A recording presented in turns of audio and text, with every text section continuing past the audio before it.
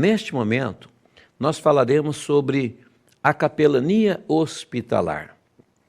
E com todo respeito a todas as capelanias, a capelania hospitalar é a capelania que eu considero uma capelania de um alcance muito abrangente no que diz respeito à evangelização dessas pessoas.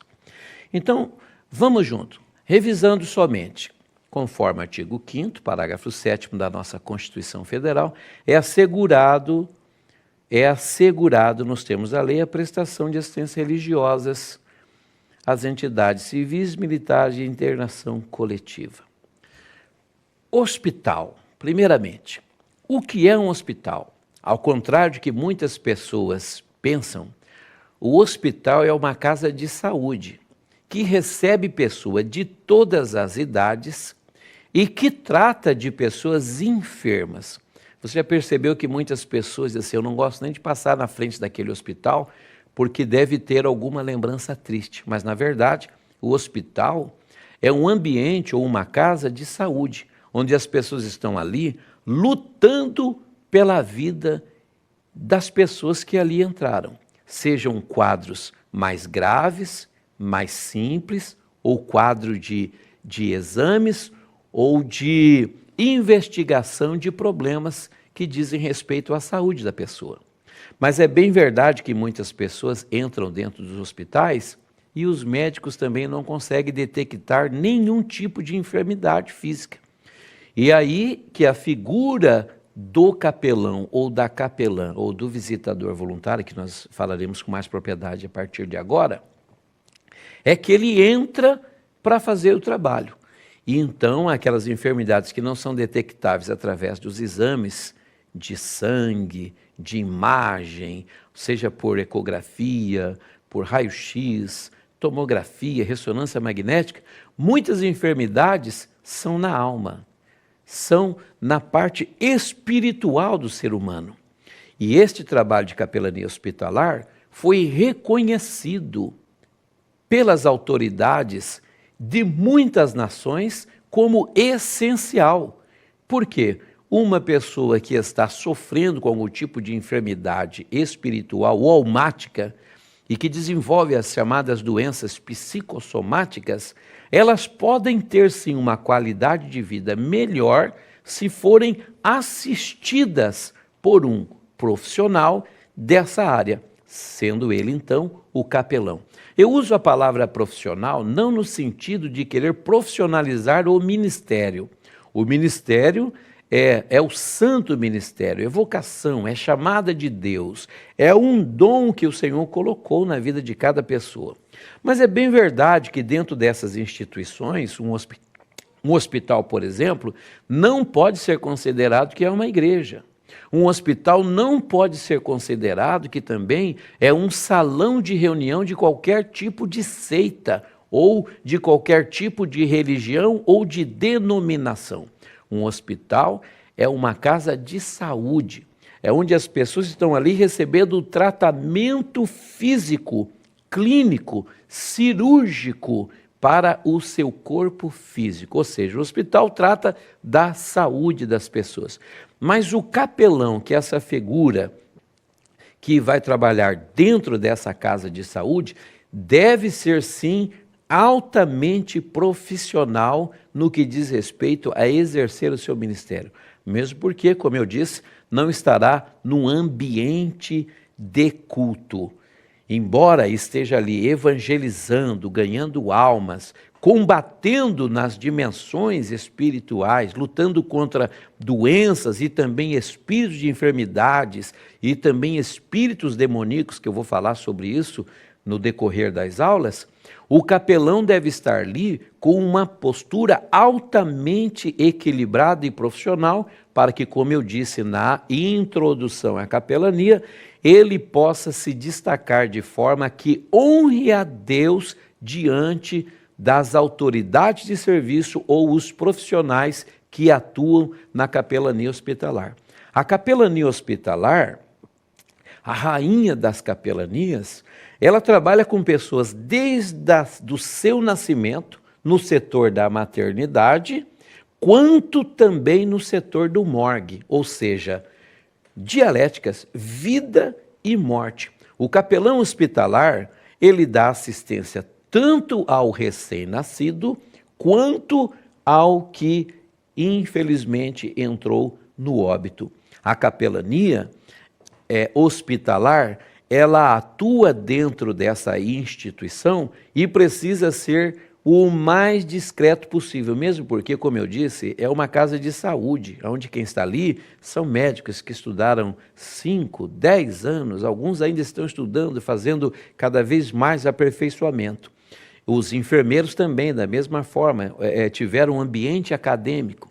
É um lugar que exige altíssima profissionalidade e preparo, seja técnico, seja intelectual e seja também prático. Já que o ambiente é assim de altíssima profissionalidade, é justo que o capelão também tenha altíssimo nível de preparo, tanto pessoal, eclesiástico, espiritual e teológico. Não dá para conceber a ideia de uma pessoa despreparada teologicamente dentro de um ambiente de hospital, onde as pessoas que ali estão, muitas vezes, eu vou falar sobre isso daqui a pouco, eles querem ouvir o médico, mas acabam tendo contato com o capelão ou com o pastor. Então a capelania hospitalar, ela presta às pessoas essa assistência espiritual. Veja bem, dentro desta capelania hospitalar, nós teremos aqui duas figuras. Primeiro, a figura do capelão e a figura do visitador voluntário.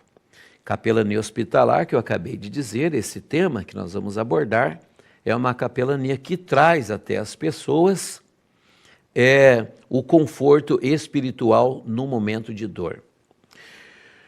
O ambiente hospitalar, levando em conta do que eu acabei de dizer, o ambiente hospitalar é um ambiente de saúde, mas é inevitável que nesse ambiente de saúde existam as enfermidades, inclusive as enfermidades de altíssima complexidade, as enfermidades de difícil de detecção e também as enfermidades altamente contagiosas. E o capelão, dentro do ambiente hospitalar, precisa ter a consciência de que pode encontrar tudo isso pela sua frente. O serviço de capelania nos hospitais, os capelães e os visitadores. Muito bem. Então vamos entrar aqui dentro do nosso ponto. É sobre este serviço da capelania. Capelães e visitadores. Viu que eu disse duas figuras? Primeiro, o capelão é aquela pessoa que eu disse lá na aula introdutória, ele é apto, ele precisa ser uma autoridade, porque dentro desse hospital, ou dentro desse espaço, dessa casa de saúde, ele precisa realizar o serviço. E lembra lá da palavra de Deus que diz assim, se alguém está enfermo, chama os presbíteros da igreja e ore sobre ele ungindo com óleo em nome do Senhor Jesus, e a oração da fé salvará o doente, o Senhor o levantará. Se houver cometido pecado, ser-lhe-ão perdoado. Confessai as vossas culpas e oreis uns pelos outros para que sareis. E Tiago continua dizendo, e a oração feita por um justo pode muito em seus efeitos. Elias era um homem sujeito às mesmas paixões que nós, e orando não choveu, né? Por aquele período, 3 anos e pouco de seca, e orou novamente e houve a chuva. Então note que o serviço da capelania do hospital deve ser um serviço de qualidade. Eu estou passando aqui alguns pontos para você e a gente já vai voltar aqui. A capelania nos hospitais e a Constituição Federal do Brasil, né, que eu acabei de falar e eu já vou voltar sobre isso. Por que a presença de um capelão visitador é tão importante para os que adoecem, e também a capelania e a visão do sofrimento. Vamos voltar aqui um pouquinho. Eu acabei de falar aqui sobre esse serviço de capelania no hospital. Então vamos lá. Pastor, o que é esse serviço de capelania? Primeiro, é importante você entender que o capelão é aquela pessoa responsável por toda a assistência espiritual dessas pessoas, impossibilitadas temporariamente ou definitivamente se dirigirem a uma igreja. Por que impossibilitadas temporariamente ou definitivamente de se dirigirem a uma igreja? O capelão é o responsável de dar assistência espiritual a essas pessoas. O serviço da capelania nos hospitais, ele diz muito respeito à vida da pessoa. Algumas pessoas entraram no hospital para fazer um simples exame, outros vão fazer uma simples cirurgia, outros vão fazer uma cirurgia de estética, mas outros entraram abruptamente, sem planejamento, não esperavam, não estavam preparados para irem ao hospital num momento corriqueiro de suas vidas, mas infelizmente um mal lhe sucedeu, uma enfermidade lhe surpreendeu, acarretando nesse internamento. E, infelizmente, algumas pessoas que serão internadas nos hospitais nunca mais sairão dali. Sério isso, né? Triste também. E isso, infelizmente, é o cotidiano na vida de pessoas que trabalham dentro dos hospitais, seja na área da saúde ou seja na área espiritual, que é o nosso caso da capelania. Então, o capelão é aquele que vai prestar essa assistência espiritual para a pessoa que está impossibilitada temporariamente. Vai ficar 10 dias, 15 dias. Você já percebeu que muitas pessoas hoje têm dificuldade de olhar para cima? Você fala de Deus para as pessoas, elas não querem focar os olhos, não querem olhar para cima, porque estão focados no mundo, estão focados nas coisas materiais, nos seus carros, nas suas casas, suas residências, seus empregos, suas faculdades e por fim. Mas quando o homem deita na cama, só tem um lugar ou 2 lugares que ele pode olhar. Primeiro, olhar para cima e segundo, olhar para a parede. E quando ele olha para cima, e acredite, o leito faz um homem rever os seus conceitos de quando ele estava em perfeita saúde, gozando da sua liberdade, as suas opções, os seus desejos, enfim. Mas quando o homem deita numa cama, quando ele adoece, quando ele é levado abruptamente, e às vezes em casos que infelizmente ele não vai sair do hospital, esse homem está olhando para cima e ele está refletindo, lembrando, há um Deus no céu. E o que eu tenho feito da minha vida. E é nessa hora que a figura desta pessoa, do capelão, vai aparecer com toda a sua postura, que nós vamos estudar, e lhe oferecer o conforto espiritual através da palavra de Deus e os dons do Espírito Santo. Esse homem que está ali impossibilitado temporariamente ou definitivamente, como eu disse, alguns por exames, alguns por internamento, cirurgia de emergência, outro por uma enfermidade gravíssima que infelizmente resultará na perca da vida desse paciente. Então o capelão é o responsável de dar toda a assistência. E vale a pena lembrar, e vou falar sobre isso mais para frente um pouquinho, que o capelão, ele precisa entender que ele é um assistente espiritual. Ele não é um pastor da Assembleia de Deus, ele não é um pastor da Igreja Batista, ele não é um pastor do Evangelho Quadrangular, ele não é um pastor da Igreja Metodista, ele não é um pastor da Igreja Menonita, ele não é um pastor da Igreja Presbiteriana Independente, ele não é um pastor da Igreja Presbiteriana do Brasil, ele não é um pastor de qualquer outra denominação, ele é um assistente espiritual e para isso nós precisamos compreender que o assistente espiritual ou capelão deve ser interdenominacional. Não é a minha denominação que deve aparecer no ambiente da capelania hospitalar.